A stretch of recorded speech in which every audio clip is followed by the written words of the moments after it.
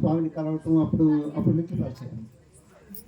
ఒకసారి వికారాబాద్లో ఉన్నప్పుడు కూడా ఇది సువర్ణలక్ష్మి అమ్మవారి పూజ కూడా పెట్టుకున్నాము. తర్వాత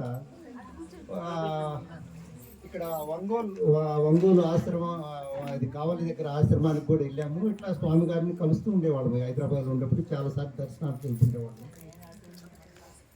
ఒక్కసారి అది మేము స్వామిని కలవటానికి కూడా కారణం, మనం ఏదో సమస్య మీద అందరూ ప్రతి వాళ్ళు వెళ్తుంటారు కదా. మా రెండో బాబు మ్యారేజ్ విషయం మీద నేను స్వామిని కలిసినప్పుడు కొన్ని ఇట్లా ఉంటాయి, గ్రహ దోషాలు ఉంటాయి, అది ఇది అని చెప్పినప్పుడు ఆ స్వామిని కలిసినప్పుడు స్వామి అట్లా వెయిట్ చేశాము. స్వామి తర్వాత ఆశ్రమంలో కలిసినప్పుడు, కావలి ఆశ్రమంలో వెళ్ళినప్పుడు ఆశ్రమంలో ఒక రోజు మమ్మల్ని ఇంకా మా మిస్సెస్ వాళ్ళ తమ్ముడు అందరం కలిసి స్వామి అర్ధరాత్రి అక్కడ మాల్యాద్రి కొండల్లో అక్కడికి మిడ్ నైట్ అక్కడికి స్వామి అందరూ మేము వెళ్ళాము. స్వామి అమ్మకి వెళ్ళాము. ఆ నైటు మాకు ఒక స్వామి ఆ దివ్య దర్శనాన్ని మాకు చూపించాడు. అది జీవితంలో అది ఒక అద్భుతమైన సంఘటన అన్నమాట. అది తర్వాత స్వామి అన్నాడు, అది మీకు అందరికీ జరిగేది కాదు, మీకు ఏదో మీ పుణ్యఫలం వల్ల మీకు జరుగుతుంది. అది ఏంటంటే ఆ సంఘటన, అది అర్ధరాత్రి 12 దాటిన టైంలో, ఆ టైంలో అక్కడికి వెళ్ళి స్వామి ఇంకా మమ్మల్ని మాతోటి పాటు వచ్చిన వాళ్ళని అందరినీ ఆ వెహికల్లో పులులు సంచరిస్తుంటాయి, అడవిలో అక్కడ మాల్యాద్రి కొండలు అడవిలో తీసుకెళ్ళి అక్కడ ఆ స్వామి అక్కడ ఆ లోపలికి తీసుకెళ్ళాడు. ఒక పర్లాకు నడిచిన తర్వాత అక్కడ హోమం జరుగుతుంది, పెద్ద హోమం జరుగుతుంది అక్కడ. అది ఆ హోమం చుట్టూ అక్కడ ఎవరు లేరు. అది అగ్ని మంటలు ఉంటాయి పక్కన.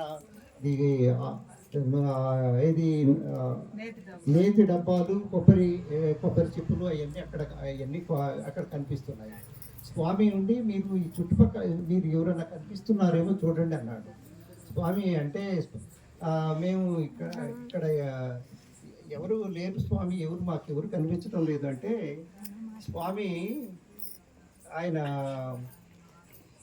బ్రహ్మనాగరిక లిపిలోని బీజాక్షరాలు మంత్రాలు చదివి స్వామి, మీరు ఇప్పుడు చూడండి ఎవరన్నా కనిపిస్తున్నారు అంటే, మళ్ళీ మాకు ఎవరు కనిపించడం లేదు స్వామి అంటే, తర్వాత మా నొసటిన స్వామి ఇట్లా ఇద్దరిని, మా భార్యాభర్తలు ఇద్దరిని ఇట్లా అంటే ఇట్లా నొసటిన చేయి పెట్టి కళ్ళు మూసుకొని కొంచెం మీరు 2 నిమిషాలు ధ్యానం చేసుకొని కళ్ళు తెరవండి అన్నాడు. చూస్తే దేదీప్యమానంగా జటాజూటాలతోటి ఒక పెద్ద దివ్యమైన వెలుగు అనమాట, 20 అడుగుల దివ్య రూపం.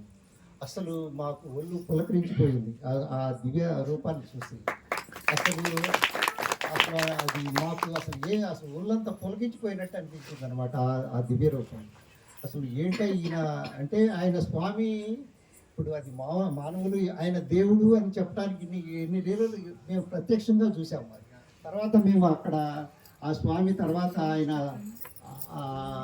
బ్రహ్మనాగరిక లిపిలోనే ఆ మంత్రాలు చదువుతూ బీజాక్షరాలు స్వామి ఈ స్వామి అది శాసిస్తా అంటే చెప్తున్నాడు. ఆయన ఆ ఋషి పొంగోడు అంటే 20 అడుగుల రూపంలో ఉండి ఒక పెద్ద ఋషి పొంగోడు అనమాట. ఆయనకి జటాజూటాలు, చేతిలో కమండలము ఇవన్నీ ఉన్నాయి.